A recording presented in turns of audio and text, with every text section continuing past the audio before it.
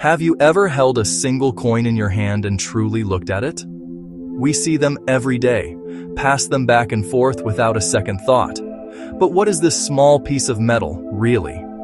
What is this folded piece of paper we call a dollar? We are taught from a very young age that it is something powerful, something to be earned, saved, and sometimes something to be feared. We are told it is the key to happiness, the root of all evil, the measure of a person's worth. These are the stories we are given, the heavy blankets of belief that are draped over our shoulders before we even learn to walk. But I invite you to ask a different question. What if money is not what they told us it was? What if it is not a master to be served, but a tool to be used? Imagine standing by the bank of a great, flowing river. The water moves constantly, ceaselessly. It is never still. You can dip your cup in and take what you need, and the river keeps flowing. It does not run out. It does not judge who is worthy of its water. It simply is, and it simply flows. Now, think of money in the same way. It is not a static pile of gold locked away in a dragon's hoard, something you must fight and claw for. It is a current, an energy, a frequency. It is in constant motion, circulating around the globe, from person to person, business to business, idea to idea. This energy, this frequency of abundance, is not reserved for a select few. It is available to everyone, just like the air we breathe. From the moment we are old enough to understand, we are told a story.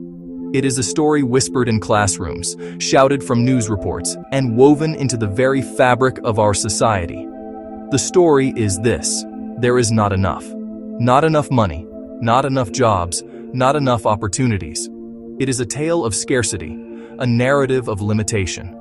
We are taught that life is a competition, a race where only a few can reach the finish line of financial freedom. We are shown images of immense wealth next to images of desperate poverty, and we are led to believe this is the natural order of things. This story serves a purpose. It keeps us in a state of fear and anxiety. When we are afraid, we are easier to control. We work jobs we dislike because we fear the alternative. We buy things we do not need to numb the feeling of lack. We hoard what little we have because we believe there will be no more tomorrow. This mindset of scarcity pits us against each other. We start to believe that for us to win, someone else must lose. Let's take a closer look at what we call money.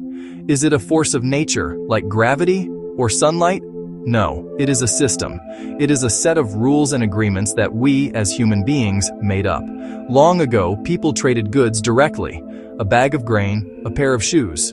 This was cumbersome, so we invented a medium of exchange: shells, precious metals, pieces of paper, digital numbers on a screen. That is all money is: a symbol, a placeholder for value. It has no inherent power of its own. Think about that for a moment. So many of us have it backward.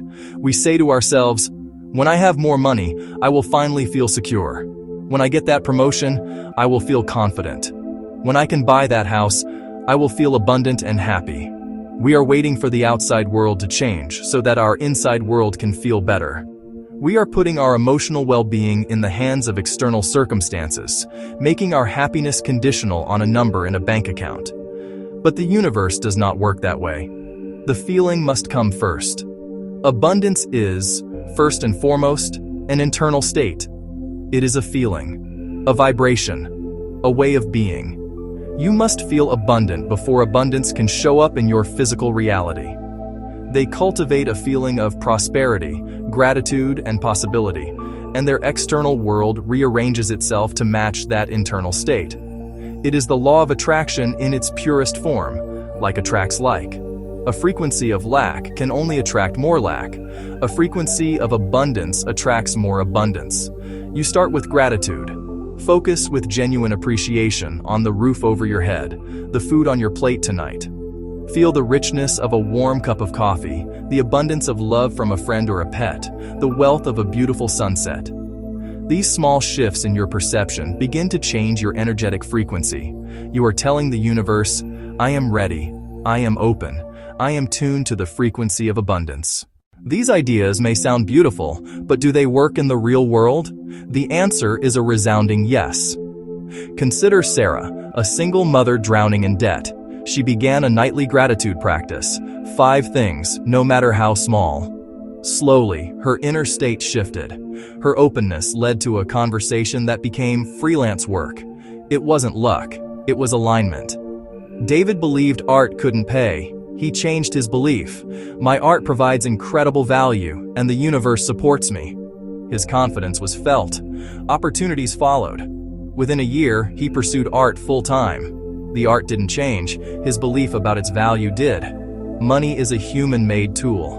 Abundance is a frequency.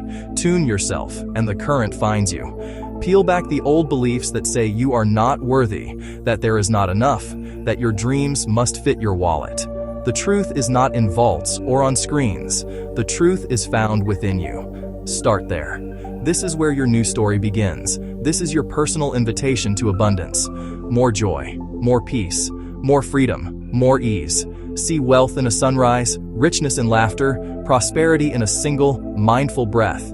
You do not need permission. You do not need to wait. The power to shift your reality is within you now. It begins with a simple choice: to trust a friendly, abundant universe.